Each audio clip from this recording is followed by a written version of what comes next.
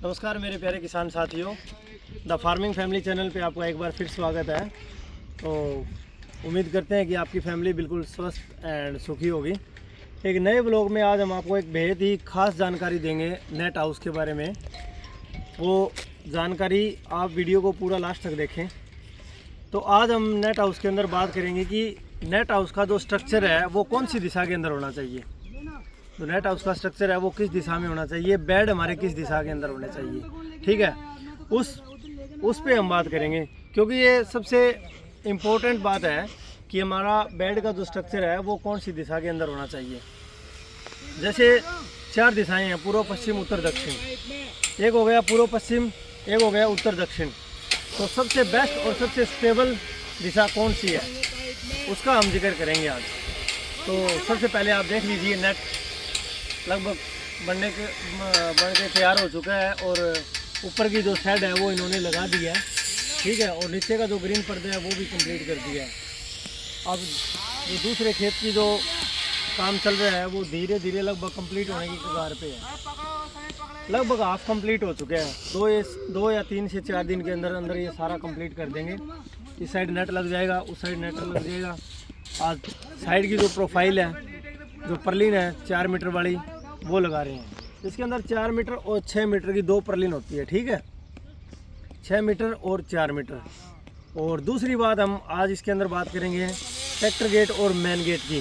वो भी बात करेंगे कि वो भी किस साइड होना चाहिए, ठीक है। तो आज मैं थोड़ा सा एक बार आपको नेट दिखा देता हूँ।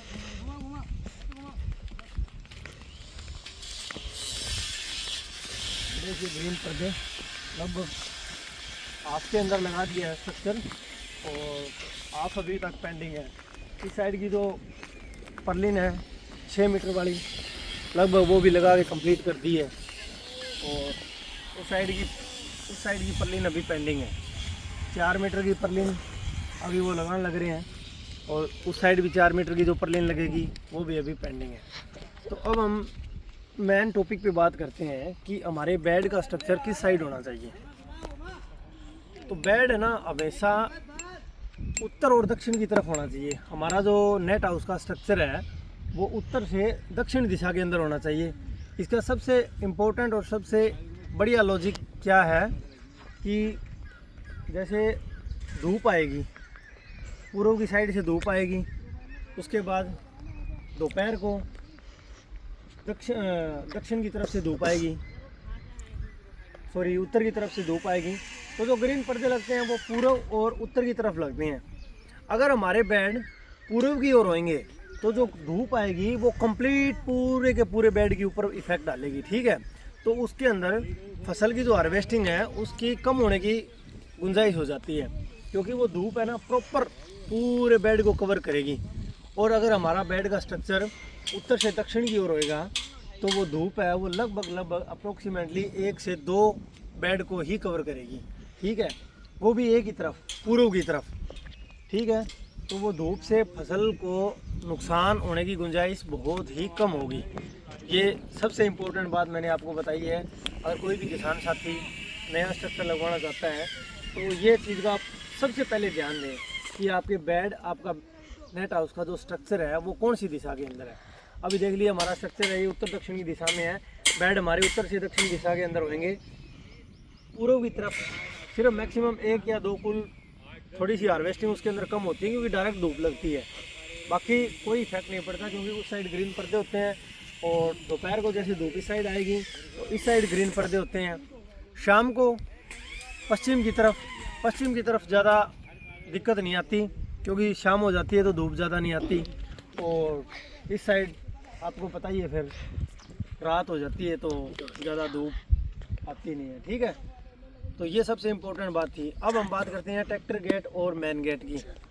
ट्रैक्टर गेट और मेन गेट की बात करते हैं तो हमारा जो ट्रैक्टर गेट है, ट्रैक्टर गेट भी इसके अंदर क्या है, ट्रैक्टर गेट हमेशा ही 4 मीटर की पर्लिन की तरफ बनेगा। जो ट्रैक्टर गेट है और मेन गेट है, क्योंकि उसकी चौड़ाई है ना वो इस हिसाब से होती है कि वो 4 मीटर की और ही स्टेबल रहेगा। वैसे बनाने को तो आप 6 मीटर में बना सकते हैं, लेकिन बहुत ही ज़्यादा हेडेक है बाद में उसको उठाने की, उसको सेपरिंग खोलने की काफ़ी ज़्यादा दिक्कत है।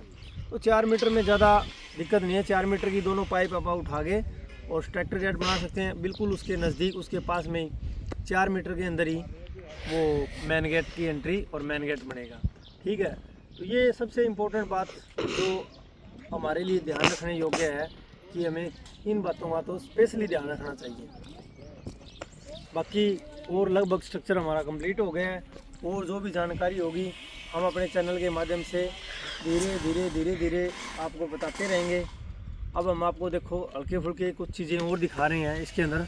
बारिश के बाद जैसे हमने पिछले किले के अंदर आपको दिखाया था कि मिट्टी है ना वो थोड़ी सी धस गई थी फाउंडेशन की तरफ। इस किले में ज़्यादा दिक्कत नहीं है, क्योंकि इस ज़मीन की मिट्टी और उस ज़मीन की मिट्टी में थोड़ा काफ़ी ज़्यादा फ़र्क है। तो फिर भी अगर ये थोड़े मोटे गड्ढे से वो रखे हैं, इनके अंदर हम मिट्टी डलवा के इनको इकसर कर देंगे। ठीक है, तो ज़्यादा दिक्कत वाली बात नहीं है। अभी बारिश के बाद धरती थोड़ी गिल्ली है, जैसे ही थोड़ी सी स्टेबल होएगी तो इन गड्ढों को मिट्टी से भर के बढ़िया तरीके से रेडी कर देंगे। और लगभग आधा काम इन्होंने कंप्लीट कर दिया है, और 2-4-5 दिन के अंदर लगभग शायद ये पूरा कंप्लीट कर देंगे। नेट वगैरह लगा के जैसे फिर मौसम ठीक होएगा पान बिजाई करके और बेड वगैरह कटवा के हम प्योद की तैयारी करेंगे। उम्मीद करते हैं कि हमारा फर्स्ट टाइम है और अच्छी फसल हो, अच्छी हार्वेस्टिंग हो, और भी लोग मोटिवेट हों। तो बढ़िया काम के लिए बढ़िया मोटिवेशनल हम आपके लिए वीडियो लेके आते रहेंगे। तो आज के व्लॉग में इतना ही, मिलते हैं एक नए व्लॉग के साथ।